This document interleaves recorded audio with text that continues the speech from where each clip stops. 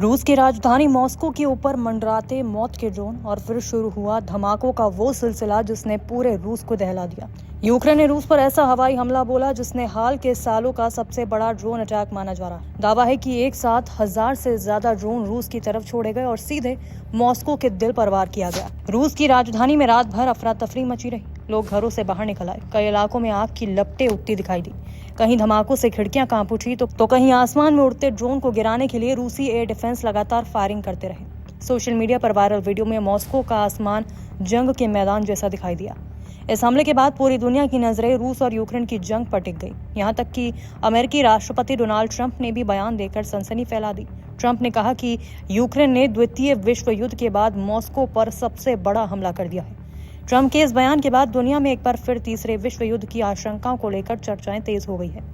वहीं यूक्रेन के राष्ट्रपति वोलोदिमिर ज़ेलेंस्की ने खुद इस हमले के वीडियो शेयर किए और साफ संकेत दिया कि अब जंग सिर्फ यूक्रेन की धरती तक सीमित नहीं रहेगी। ज़ेलेंस्की ने कहा कि रूस ने यूक्रेन के शहरों को बर्बाद किया, इसलिए अब रूस को उसी की भाषा में जवाब दिया जा रहा है। इस भीषण हमले में कम से कम 4 लोगों की मौत की खबर सामने आई। इनमें एक भारतीय नागरिक भी शामिल बताया जा रहा है। Embassy of India in Moscow ने पुष्टि की कि 3 भारतीय भी घायल हुए।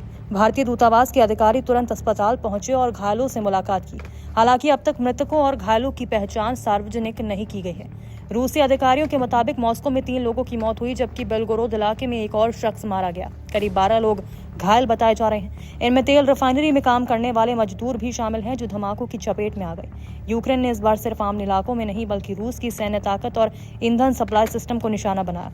रिपोर्ट्स के मुताबिक एंगस्ट्रीम प्लांट पर हमला किया गया जो रूसी सेना के लिए सेमीकंडक्टर तैयार करता है। इसके अलावा मॉस्को ऑयल रिफाइनरी, सोलनेच नोगोर्स्क और वोलोडस्कोरियो फ्यूल स्टेशन में भी ड्रोन गिरने की खबरें हैं। यानी यूक्रेन सीधे रूस की युद्ध मशीन को कमजोर करने की कोशिश कर रहा है। लेकिन कहानी यही खत्म नहीं होती। यूक्रेन ने दावा किया कि उसने क्रीमिया में भी रूस के सैन्य ठिकानों पर हमला किया। बेल्बेक एयरफील्ड पर air defence system, S-400 radar unit, drone control centre, data transmission centre और एयर ट्रैफिक कंट्रोल टावर को निशाना बनाया गया। अगर ये दावे सही हैं तो इसका मतलब है कि यूक्रेन अब रूस के सबसे सुरक्षित माने जाने वाले इलाकों तक पहुंचने लगा है। रूस के रक्षा मंत्रालय ने दावा किया कि उसने 24 घंटे में 1054 यूक्रेनी ड्रोन मार गिराए। इसके अलावा 8 गाइडेड बम और 2 मिसाइलों को भी नष्ट करने का दावा किया गया। रूस का कहना है कि फ्लेमिंगो क्रूज मिसाइल और नेपच्यून MG मिसाइल को भी हवा में तबाह कर दिया गया। हालांकि यूक्रेन ने इन दावों पर चुप्पी साध रखी है। ड्रोन हमलों का असर मॉस्को के एयरपोर्ट्स पर भी दिखाई दिया। शेरमेतेवो एयरपोर्ट पर करीब 200 फ्लाइट्स लेट या रद्द करनी पड़ी।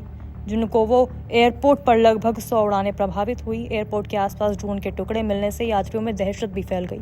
अब सवाल सिर्फ ड्रोन हमले का नहीं, इस हमले के बाद दुनिया को रूस के उन खौफनाक हथियारों की भी याद आने लगी जिन्हें डूम्सडे वेपन कहा जाता है। ऐसे हथियार जो पूरी दुनिया को मिनटों में तबाही के अंधेरे में धकेल सकते हैं। रूस के सबसे रहस्यमय हथियारों में शामिल है 9M730 बुरेवेस्तनिक।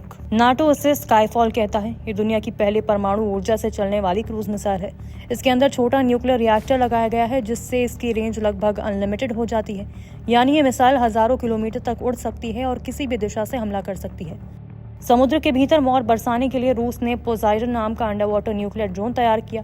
ये विशाल टॉर्पीडो समुद्र की गहराई में चलते हुए दुश्मन के तटीय शहरों के पास परमाणु विस्फोट कर सकता है। दावा है कि इससे सैकड़ों फीट ऊंची रेडियो एक्टिव सुनामी पैदा हो सकती है जो पूरे इलाके को बर्बादी और जहर में बदल देगी। रूस ने अवागार्ड, जिरकॉन और किंजल जैसी हाइपरसोनिक मिसाइलें भी तैयार की। ये इतनी तेज रफ्तार से उड़ती हैं कि इन्हें रोकना बेहद मुश्किल माना जाता है। कई रक्षा विशेषज्ञ मानते हैं कि मौजूदा एयर डिफेंस सिस्टम इन मिसाइलों के सामने कमजोर पड़ सकते हैं। और फिर आता है सबसे डरावना नाम, डेड हैंड।